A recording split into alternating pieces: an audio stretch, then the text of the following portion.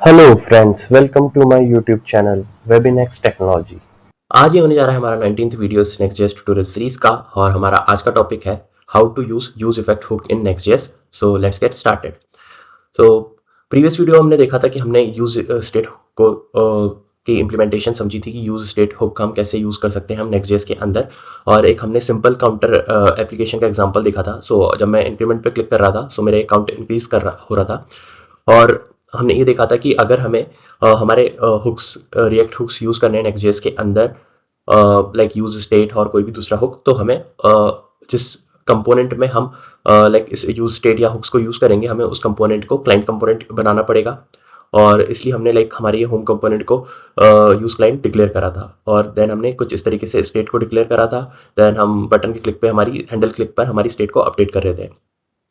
So in case अगर आपने अभी तक मेरे प्रीवियस वीडियो को चेकआउट नहीं करा है तो आप मेरे प्रीवियस वीडियो को चेकआउट कर सकते हैं। मैं प्रीवियस वीडियो का लिंक इस वीडियो के डिस्क्रिप्शन में प्रोवाइड कर दूंगा, और आप टॉप राइट पर आई बटन पर क्लिक करके भी मेरे प्रीवियस वीडियो को चेकआउट कर सकते हैं। सो आज के वीडियो में मेनली हमें कवर करना है हमारा यूज इफेक्ट हुक। सो उसको देखते हैं हम। तो सबसे पहले देखते हैं what is use effect hook. So the use effect hook in React JS is used to handle the side effects.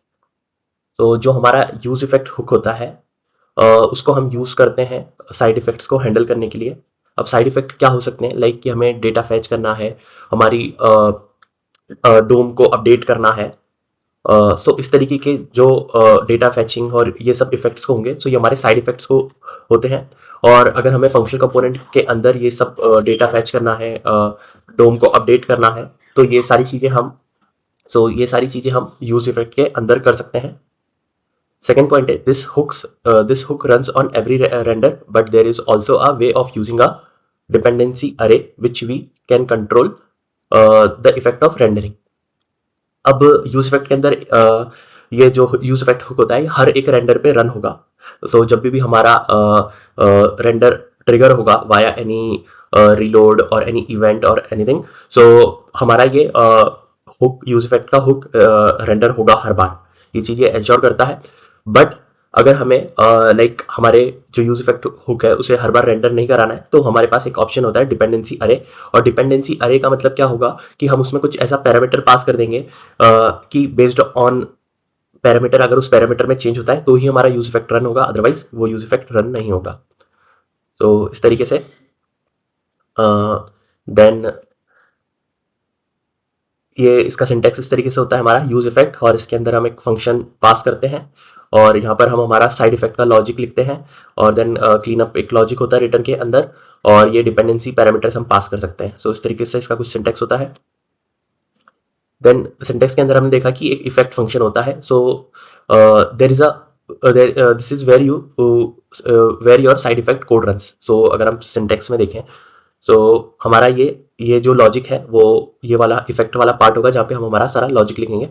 Then clean up function क्या होता है कि this optional return function clean ups the side effect slide subscription और timers when the components unmount. तो जब भी हमारा component unmount होगा, तो लाइक जैसे कुछ हमारे सब्सक्रिप्शन या टाइमर्स लगा रखे हैं हमने, कुछ इंटरवल ऑफ टाइम सेट कर रखा है, सो उसको ये क्लीन अप करेगा जब हमारा कंपोनेंट अनमाउंट होगा। देन हमारा एक था डिपेंडेंसी अरे। तो डिपेंडेंसी अरे का क्या यूज है कि React reruns the effect if any of the values in the arrays change. So जैसे अभी हमने ऑलरेडी डिस्कस करा कि अगर हमारा जो यूज इफेक्ट होता है वो हर रेंडर पर रन होता है, बट अगर हम चाहते हैं कि कोई स्पेसिफिक पैरामीटर के चेंज होने पे ही हमारा हुक रन हो, तो उससे हम डिपेंडेंसी अरे के अंदर पास कर सकते हैं। सो ये तो हुआ हमारा थ्योरेटिकल पार्ट। अब इसे हम एग्जाम्पल के थ्रू समझते हैं। सो एग्जाम्पल में हमने देख सकते हैं लाइक कि हम साइड यूज इफेक्ट कहाँ पे यूज कर सकते हैं, यहाँ पे हम डेटा फैच कर रहे हैं। तो डेटा फैच करने के लिए हम लाइक एपीआई वाया एपीआई अगर हम कोई डेटा फैच कर रहे हैं तो वहाँ पे हम हमारा यूज इफेक्ट को यूज कर सकते हैं। सो हम एपीआई का एग्जाम्पल देखेंगे। सो यहाँ पर मेरे पास एक डमी जेसन है यूजर्स का, और ये उसका कुछ आउटपुट है। सो इसके अंदर मुझे कुछ इस तरीके से इसका आउटपुट मिलेगा, और ये हमारी एक गेट रिक्वेस्ट है। तो अगर मैं इसे आपको एक बार रन भी करके दिखाऊं डायरेक्टली, तो कुछ इस तरीके से हमें डेटा मिल रहा है। डेटा के अंदर हमें यूजर्स है और यूजर की डिटेल्स मिल रही है, लाइक मल्टीपल यूजर है हमारे पास।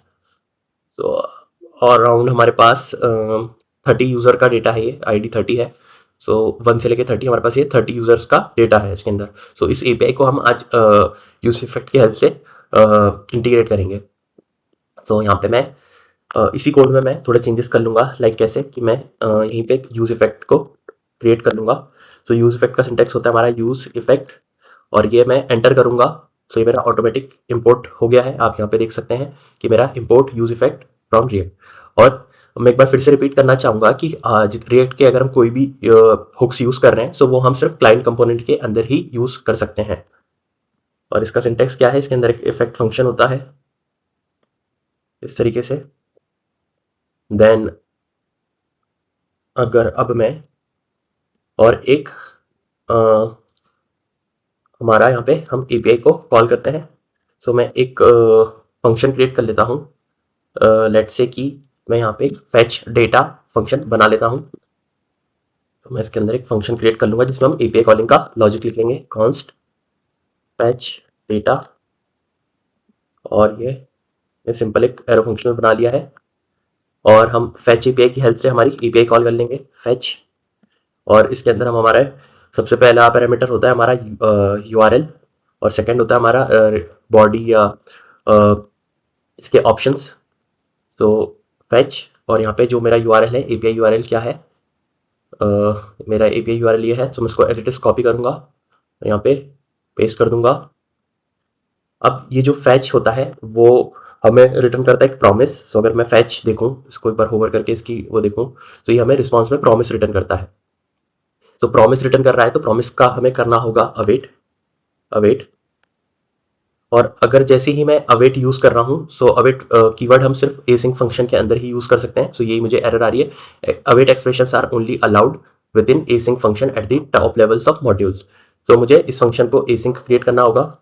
यहाँ पे मैं इसे एसिंक डिफाइन कर लूँगा, और जैसे ही मैंने इसे एसिंक डिफाइन करा है तो मेरी ये एरर रिमूव हो चुकी है, और ये रिटर्न करेगा मुझे रिस्पॉन्स।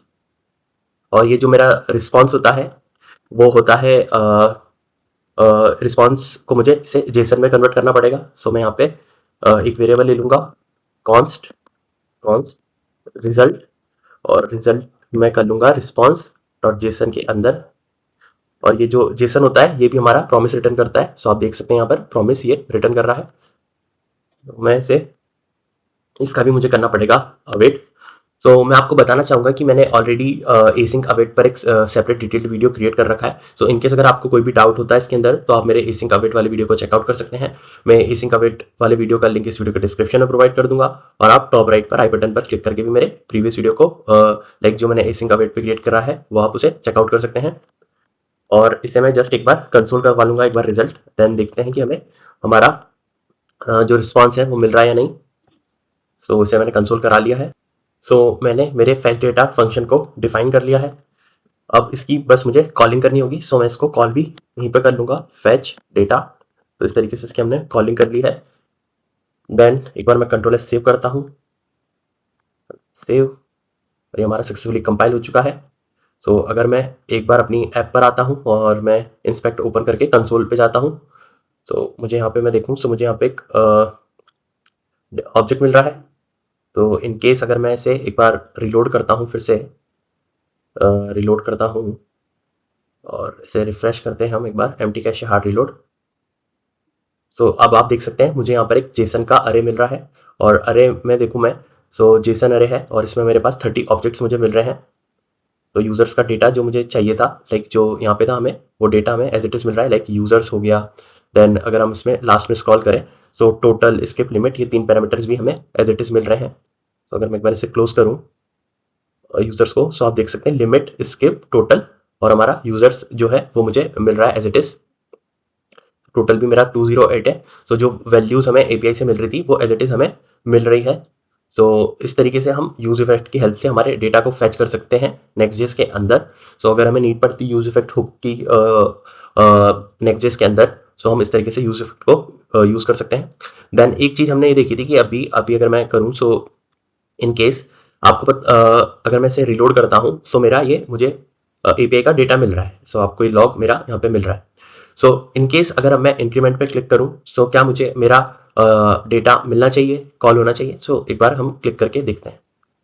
सो आप देख सकते हैं यहाँ पे अभी क्या हो रहा है कि मैंने इंक्रीमेंट पे मैं जितनी बार क्लिक कर रहा हूँ उतनी बार मुझे डेटा मिल रहा है। ये ऐसा क्यों हो रहा है? क्योंकि जब भी मेरी स्टेट अपडेट होती है तो स्टेट अपडेट होने पर हमारा री रेंडर ट्रिगर होता है, और री रेंडर ट्रिगर होने की वजह से हमारा यूज इफेक्ट हमेशा बार बार रन हो रहा है। तो उससे क्या हो रहा है कि हमारा यूज इफेक्ट बार बार रन हो रहा है। और अगर हम चाहते हैं कि हम हमारे यूज इफेक्ट को बार बार रन ना कराएं तो इसमें हम डिपेंडेंसी अरे का यूज कर सकते हैं। तो अगर लेट से मैं जो यूज इफेक्ट है इसके अंदर में ऐसा डिपेंडेंसी अरे प्रोवाइड कर देता हूँ। सो अभी मेरी डिपेंडेंसी अरे एम्प्टी है। सो एम्प्टी होने के केस में क्या होगा कि जब मेरा फर्स्ट टाइम रेंडर ट्रिगर होगा तभी हमारा ये रन होगा, अदरवाइज ये रन नहीं होगा। सो अगर मैं एक बार इसे एम्प्टी कैशे हार्ड रीलोड करता हूँ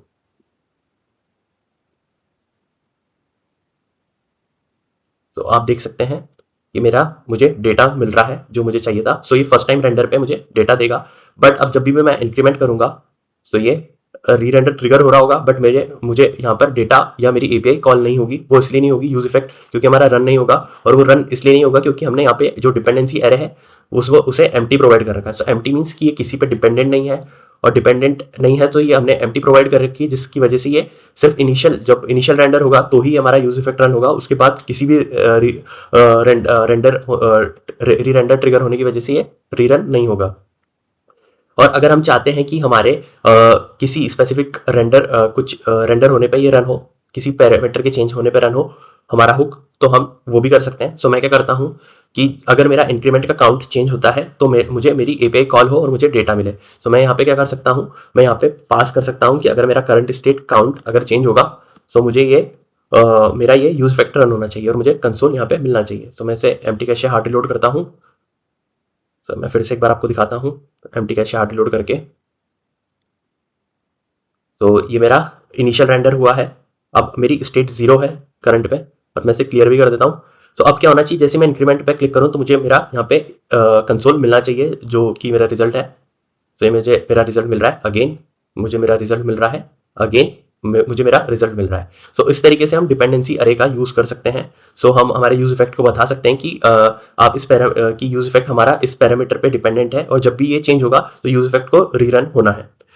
सो आज की वीडियो में मेनली हमें यही कवर करना था कि यूज इफेक्ट हम कैसे यूज कर सकते हैं। और इनकेस अगर आपको फैच में भी कुछ डाउट आ रहा होगा कि फैच हमने कैसे यूज कर लिया और क्या ये है, सो मैंने ऑलरेडी इस पर भी सेपरेट डिटेल्ड वीडियो क्रिएट कर रखा है। सो आई विल रिकमेंड कि आप मेरे फैच एपीआई वाले वीडियो को भी चेकआउट करें। उस वीडियो का लिंक भी मैं इस वीडियो के डिस्क्रिप्शन में प्रोवाइड कर दूंगा, और आप टॉप राइट पर आई बटन पर क्लिक करके भी फैच एपीआई वाले वीडियो को चेकआउट कर सकते हैं। सो आज का टॉपिक हमारा हमने यूज इफेक्ट कवर कर लिया है। सो आज की वीडियो के लिए बस इतना ही। Thank you so much and good bye.